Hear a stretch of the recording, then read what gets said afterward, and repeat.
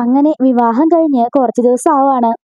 ഈ സമയത്ത് വേണു വിളിച്ചിട്ട് പറയുന്നുണ്ട്, മോളെ സ്വർണത്തിന്റെ കാര്യമൊക്കെ എന്തായി? എങ്ങനെയെങ്കിലും മോള് കുറച്ച് സ്വർണം ഇങ്ങോട്ടേക്ക് എത്തിക്കണം, അല്ലാതെ ഒരു രക്ഷയില്ല. അച്ഛാ, ഇവിടുന്ന് ഇപ്പൊ സ്വർണം കൊണ്ടുവരാന്ന് പറഞ്ഞത് കുറച്ച് റിസ്ക് ഉള്ള കാര്യാ. അയ്യോ മോളെ, അങ്ങനെയൊന്നും പറയല്ലേ. നിനക്കറിയാലോ കാര്യങ്ങളൊക്കെ. ഒരാളെ തന്റെ മരുമകളുടെ സ്വർണം 10 പവൻ മേടിച്ചു തന്നാ അതുപോലെ എത്ര പേരൊന്നും മേടിച്ച ആ 110 പവനാക്കിയെന്ന് അച്ഛനെ അറിയുള്ളൂ. അത് മാത്രല്ല, പിന്നെ ആ ഉപേന്ദ്രൻ, അയാൾ ഇപ്പോഴും അടങ്ങിയിട്ടില്ല. അന്ന് ആദർശ് പറഞ്ഞ ഒറ്റ വാക്കില് അയാൾ ഒതുങ്ങി നിൽക്കാ. മോക്കറിയാലോ, അതുകൊണ്ട് എത്രയും പെട്ടെന്ന് മോളാ സ്വർണം ഇങ്ങ് എത്തിക്കണമെന്ന് പറയാണ്. അച്ഛാ, ഇവിടെ വന്നതിന് ശേഷം ആ ദേവേനി വലിയമ്മനിക്ക് 20 പവന്റെ സ്വർണം തന്നു. പിന്നെ ആ മുത്തശ്ശി ഒരു 19 പവനുള്ള സ്വർണം തന്നു. ആണോ മോളെ? അപ്പൊ ഏകദേശം 70 പവനായില്ലേ? അതെ അച്ഛാ, ആ കുറെ സ്വർണ്ണമൊക്കെ അന്ന് നയനയിൽ ഏൽപ്പിച്ചില്ലായിരുന്നോ? അത് ശരിയാണല്ലോ. അതുമെല്ലാം കഴിഞ്ഞിട്ട് അച്ഛൻ തന്നത് കുറെ സ്വർണ്ണം ഇവിടെ ഇരിപ്പുണ്ട്. എന്തായാലും അതും കൊണ്ട് ഞാൻ അങ്ങോട്ടേക്ക് വരാം. പക്ഷെ ഇവിടുന്ന് ഇറങ്ങുന്ന കാര്യമാണ് റിസ്ക് എന്ന് പറയുന്നുണ്ട്. മോളെ, മോക്ക് ആവശ്യമുള്ള ആരെങ്കിലും ചോദിക്കാൻ കാണാൻ പാത്രം അവിടെ കുറച്ച് വെച്ചിട്ട് ബാക്കി സ്വർണ്ണമൊക്കെ ഇങ്ങ് കൊണ്ടുപോരെ. കുറച്ചെങ്കിലും കൊണ്ടുവന്നാ കുറെ പേരെങ്കിലും പറഞ്ഞു തീർക്കാം എന്ന് പറയാണ്. ശരിയച്ചാ, ഞാൻ കൊണ്ടുവരാന്ന് പറയുന്നുണ്ട്. അങ്ങനെ അനാമിക ബാഗിനകത്തൊക്കെ സ്വർണ്ണമൊക്കെ ബാഗിനകത്ത് ആക്കിയതിനു ശേഷം അവിടുന്ന് ഇറങ്ങാണ് കേട്ടോ. എന്നിട്ട് പോയിട്ട് ജാനകിയോട് പറയുന്നുണ്ട്, അമ്മേ ഞാനൊന്ന് വീട് വരെ പോയിട്ടെന്ന് പറയാണ്. അയ്യോ മോളെ, ഒറ്റയ്ക്കോ? അമ്മയും കൂടെ വരാം. ഒന്നും സാരയില്ലമ്മേ, ഞാൻ തനിയെ പൊക്കോളാം. ദിവ്യന് പറയുന്നുണ്ട്, ഡ്രൈവർ ഉണ്ട് പുറത്ത്, കാറും ഉണ്ട്, മോള് കാറിന് പോയാൽ മതി. വെയിലൊന്നും ഏറ്റ് മോള് പോവണ്ട എന്ന് പറയാണ്. വേണമെങ്കിൽ ഞങ്ങളാരും കൂടെ വരാം. അതൊന്നും വേണ്ടമ്മേ, എത്ര തവണ ഞാൻ ഒറ്റയ്ക്ക് വന്നിരിക്കുന്നു. ഇത്രയും കാലം സ്വന്തം കാർ ഓടിച്ചോണ്ടാ ഞാൻ വന്നോണ്ടിരുന്നേ. ഇനിയിപ്പം ഇവിടെ ഡ്രൈവർ ഉണ്ടല്ലോ, അതുകൊണ്ട് സുരക്ഷിതമായിട്ട് എനിക്ക് പോയിട്ട് വരാലോ എന്ന് പറഞ്ഞു പോവാണ്. അപ്പോഴേക്കും ദേവേനെ പറയാണ്, അങ്ങനെ വലിയ തറവാട്ടിലെ പെമ്പിള്ളാര് സ്വന്തമായിട്ട് കാറും ഒക്കെ ഉണ്ടാവും. അങ്ങനെയുള്ളവർക്ക് കെട്ടിച്ചുവിട്ട വീട്ടിൽ വന്നാലും ഇതുപോലെ ഡ്രൈവർമാരെയും കൊണ്ടൊക്കെ പോകാം.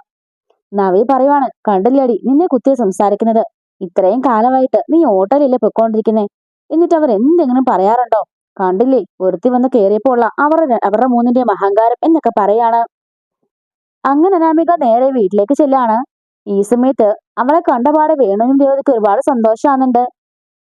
വേണു ഓടിച്ചെന്ന് മോളെ സ്വർണം കൊണ്ടെന്ന് ചോദിക്കാണ്. കൊണ്ടെന്ന് വെച്ചാ ഏകദേശം 10-70 പവന്റെ സ്വർണം ദാ ഇതിനകത്തുണ്ടെന്ന് പറയുന്നുണ്ട്. ഓ, സമാധാനമായി. കുറച്ചു പേരെങ്കിലും കുറച്ച് പറഞ്ഞു നിർത്തി എനിക്ക് സമാധാനിക്കാമോ എന്ന് പറയുന്നുണ്ട്. എന്റെ അച്ഛ, ഞാനത് കൊണ്ടുവന്നിട്ടില്ല, വലിയ റിസ്ക് എടുത്താ. അവിടെ കാണാൻ വന്ന് സ്വർണം എങ്ങാനും ആരും ചോദിച്ചാ ആകെപ്പാടെ പെട്ടുപോകും. മോളെ, അതിനെന്തെങ്കിലും വഴി കണ്ടെത്തിയിട്ടുണ്ടോ? കണ്ടെത്തിയിട്ടുണ്ടച്ചാ. അവിടെ എനിക്ക് 2 ഇരകളുണ്ട്. ആരാന്നറിയാവോ? നയനെയും നവ്യയും. ഇപ്പൊ ഞാൻ അവിടെ അവൾമാരോടുള്ള ദേഷ്യവാ. മറ്റു ദേവ്യാനി വല്യമ്മയൊക്കെ എന്നോട് കാണിക്കുന്ന ഈ സ്നേഹമൊക്കെ. അതുകൊണ്ട് എനിക്കിപ്പോ പിടിച്ചു നിൽക്കാൻ പറ്റും. അവൾമാരോട് എനിക്കൊരു നന്ദിയുണ്ട്. ഈ എന്റെ അമ്മായിമ്മയും വലിയമ്മായിമ്മയൊക്കെ എന്നെ സ്നേഹിക്കുന്നതിന്റെ ഏറ്റവും കാരണക്കാര് അവരുള്ള ദേഷ്യമല്ലേ? അങ്ങനെ പറയണം. ഈ മാലയും സ്വർണ്ണമൊക്കെ കാണാതെ പോയാലും അവളുമാരുടെ പേരിൽ അങ്ങ് ഇട്ടാ മതി. അതൊക്കെ ഇവരങ്ങ് ഏറ്റെടുത്തോളും എന്ന് പറഞ്ഞ് ചിരിക്കാണ് കേട്ടോ. രേവതി പറയുന്നുണ്ട്, അതെ, അതാ നല്ല കാര്യം, അല്ലെങ്കിൽ നമ്മൾ കുടുങ്ങിപ്പോന്ന് പറയാണ്. വേണു പറയാണ്, എങ്കിലും നിന്നെ രക്ഷിച്ചത് അവരല്ലേ, അത് ഓർക്കുമ്പോളാ. എന്റെ അച്ഛാ, അതൊന്നും ഇല്ല. അച്ഛനും മിണ്ടാതിരിക്കുക. അച്ഛനിപ്പോ സ്വർണം വേണം ചോദിക്കാണ്. വേണം വേണം. പിന്നെ അച്ഛൻ പറഞ്ഞ കാര്യമൊക്കെ ഓർമ്മയുണ്ടല്ലോ. ഇത് മാത്രം പോരാ, മോള് കുറച്ച് ക്യാഷ് ഇങ്ങോട്ട് കൊണ്ടുവരണം. നമുക്ക് കുറച്ച് സ്ഥലം മേടിക്കണം, വീട് വെക്കണം. മോക്ക് എല്ലാ കാര്യങ്ങളും അറിയാലോ. ആ ഉപേന്ദ്രനെ അന്ന് ആദർശ് പറഞ്ഞുകൊണ്ട് മാത്രം ഒതുങ്ങി നിൽക്കാ, നിനക്കറിയാലോ. അതുകൊണ്ട് എത്രയും പെട്ടെന്ന് അയാളെ ഒന്ന് ഒതുക്കാനുള്ള കാശൊന്നും കൊണ്ടുവരണം. നോക്കട്ടെ അച്ഛാ, എങ്ങനെയെങ്കിലും ഓഫീസിലേക്ക് പോയി തുടങ്ങട്ടെ. എങ്ങനെയെങ്കിലൊക്കെ ഞാന് സ്വർണവും പണവും ഒക്കെ അടിച്ചു മാറ്റി കൊണ്ടുവരാം എന്ന് പറയാണ്.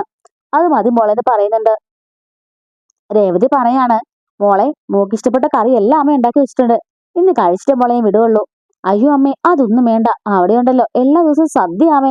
സദ്യയോ? അതെ അമ്മേ. ആ നയനയുണ്ടല്ലോ, അവരെല്ലാരും അവളെ ശരിക്കും മുതലാക്കുക.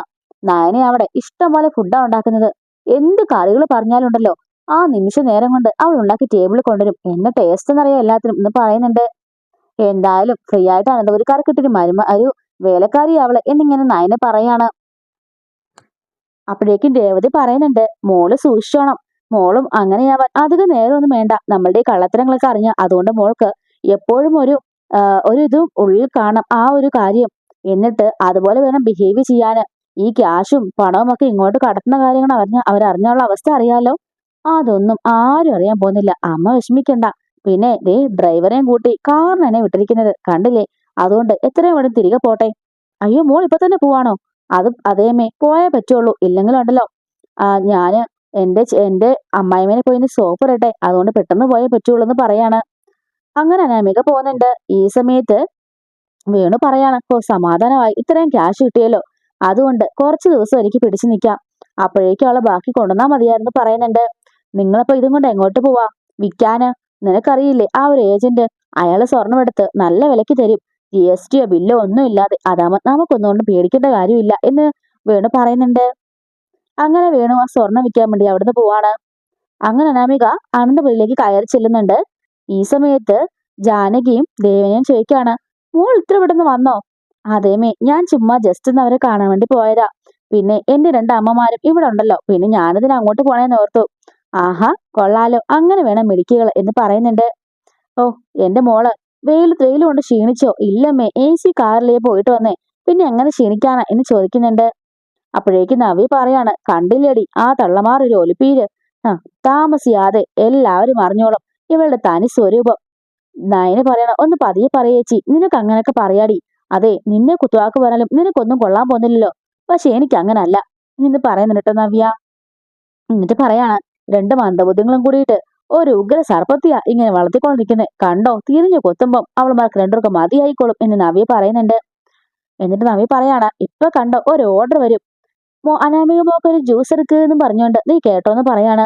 അപ്പോഴേക്കും ദേവിയാനെ വിളിച്ചു പറയാണ്, Nayana Anamika mock fresh juice എടുക്ക് എന്ന് പറയുന്നുണ്ട്. നവി പറയാണ്, ഞാൻ പറഞ്ഞിട്ട് എങ്ങനെയുണ്ട്, ചെലിയലില് അവർ സെർവന്റ് ആണല്ലോ, നീ പെട്ടെന്ന് പോയി ഉണ്ടാക്കി കൊടുക്കുക എന്ന് പറയാണ്. ചേച്ചി കളിയാക്കൊന്നും വേണ്ട, ആദർശേട്ടൻ പറഞ്ഞിട്ടുണ്ട് അമ്മേനെ എതിർത്ത് ഒന്നും സംസാരിക്കാൻ പാടില്ലെന്ന്, അതുകൊണ്ട് എനിക്കിതൊക്കെ ചെയ്തേ പറ്റുള്ളൂ.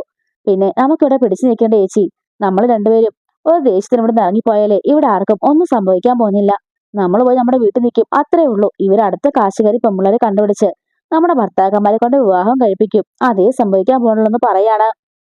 നമ്മുടെ അച്ഛനമ്മയായിരിക്കും ജീവിതകാലം മുഴുവനും വിഷമിക്കാൻ പോന്നേ, അതുകൊണ്ട് ചേച്ചി എല്ലാം സഹിച്ച് ഞാനിവിടെ നിൽക്കുന്നേ.